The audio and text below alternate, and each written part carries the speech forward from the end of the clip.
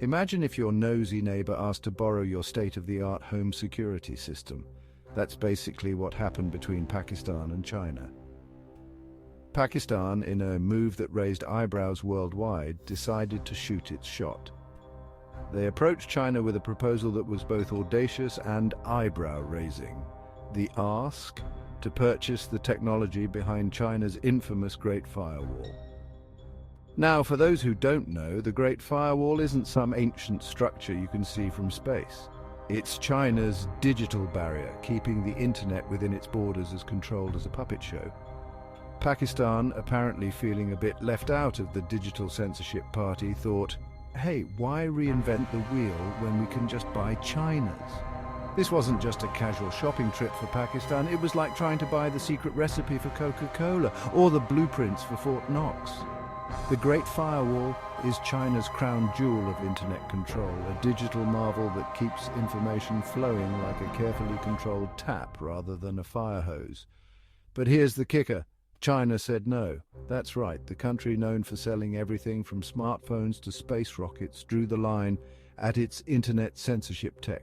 It's like China was saying, sure, we'll sell you a fishing rod, but we're keeping our secret fish-finding sonar to ourselves. This unexpected refusal set off a chain of events and discussions that rippled through the global cybersecurity community.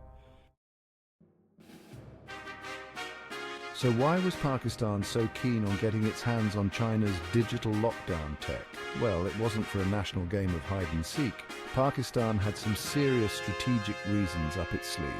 First off, control. In today's world, information is power, and Pakistan wanted to be the one holding the remote control to its national information flow. Imagine being able to decide what websites your entire country can access, what social media posts they can see, and what news they can read. It's like being the ultimate DJ of the national information disco. Pakistan saw this as a way to shape public opinion, manage dissent, and control the narrative within its borders. In a country grappling with political instability and security challenges, this level of control was seen as a golden ticket. But there's more to it than just playing national nanny. Pakistan also had its eye on cybersecurity. In a world where cyber attacks are as common as bad hair days, having a robust digital defense system is crucial. The Great Firewall isn't just about keeping information in, it's also about keeping cyber threats out. Pakistan saw this as a two-for-one deal, control the information flow and beef up national cybersecurity. Lastly, there was the matter of keeping up with the Joneses, or in this case, the regional powers. With India ramping up its digital infrastructure and China flexing its cyber muscles, Pakistan didn't want to be left in the digital dust. Acquiring cutting-edge censorship and cybersecurity tech was seen as a way to level the playing field in the regional tech race. It was Pakistan's way of saying, hey, we're tech-savvy too, even if it meant borrowing someone else's homework.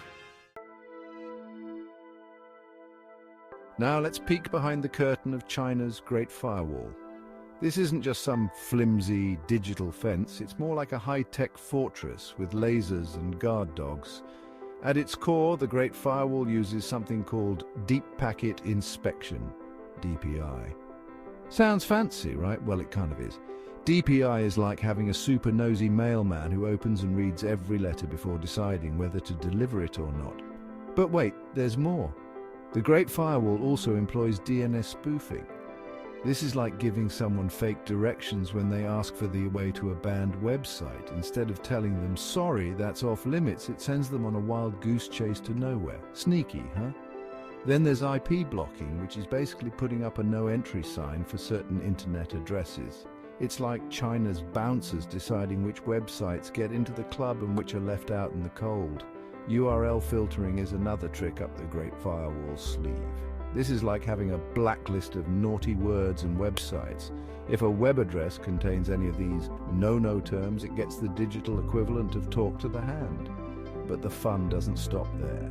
The system also includes automated content monitoring. Imagine having millions of digital hall monitors scanning every piece of content for anything deemed inappropriate.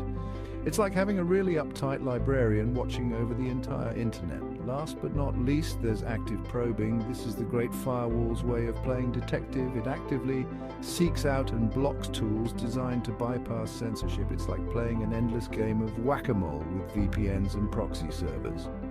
All these features combined make the Great Firewall a formidable digital barrier, keeping China's internet as tightly controlled as a puppet show. It's a technological marvel that's as impressive as it is controversial. Section 4. China's surprising no unpacking the refusal. So China said no to Pakistan's request to buy the Great Firewall tech. Plot twist. But why? Well, it turns out that even in the world of international tech deals, some things are just too precious to share. China's refusal wasn't just a simple, nah, we're good. It was more like, this is our secret sauce and we're not giving out the recipe. First off, there's the matter of national security. The Great Firewall isn't just a piece of software, it's a complex system deeply integrated into China's national infrastructure. Selling it would be like giving away the blueprints to their digital fortress.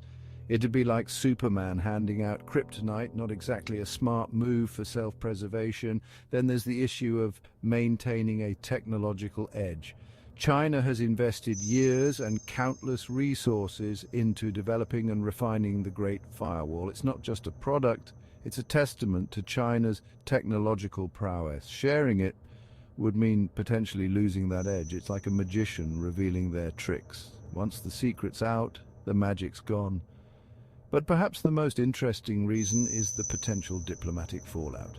Selling such technology could be seen as exporting censorship, which might not sit well with the international community. China, always playing the long game in global politics, likely decided that the potential backlash wasn't worth the sale. It's like declining to sell fireworks to your pyromaniac neighbor.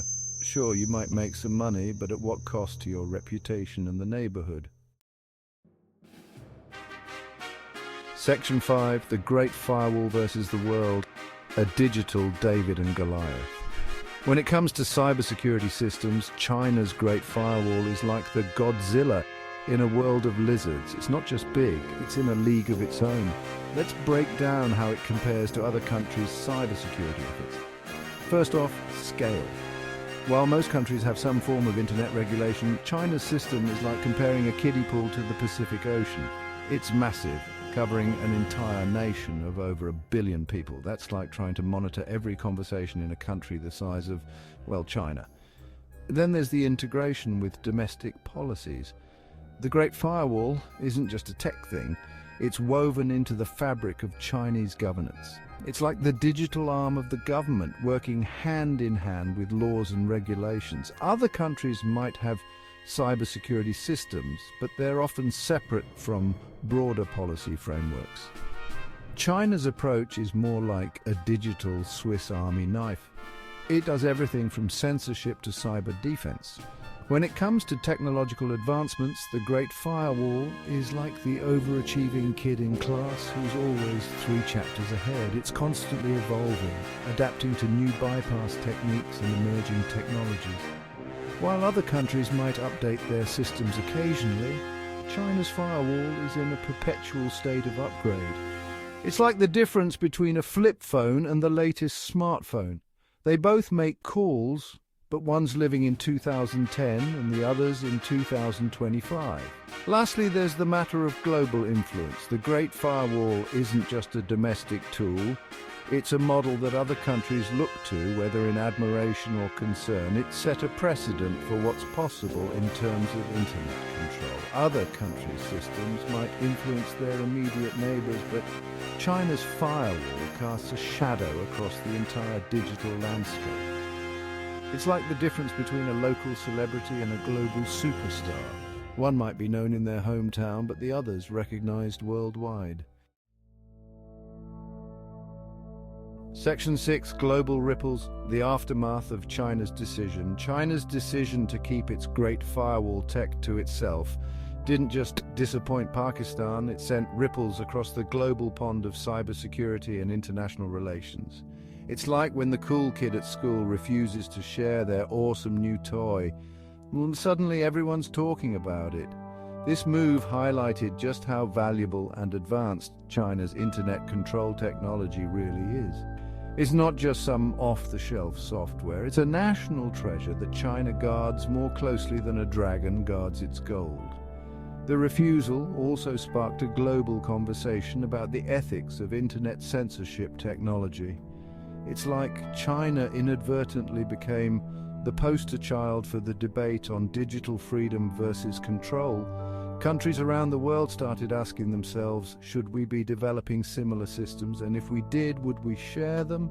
It's opened up a Pandora's box of questions about the role of government in cyberspace. This decision also underscored the growing importance of cybersecurity in international diplomacy. It's no longer just about who has the biggest army or the most nuclear weapons. Now, digital capabilities are becoming a key factor in global power dynamics. China's refusal to share its tech is like a digital version of the arms race. Everyone wants the best cyber weapons, but no one wants to share their secrets. Lastly, this whole saga has put a spotlight on the need for international cooperation in cyberspace. As the internet becomes increasingly central to everything from commerce to national security, countries are realizing that they can't go it alone. China's decision has prompted calls for more global dialogue on cyber norms and rules. It's like the world has suddenly woken up to the fact that we're all living in the same digital neighborhood, and we need to figure out how to get along. The Great Firewall may be confined to China, but its impact is being felt around the world.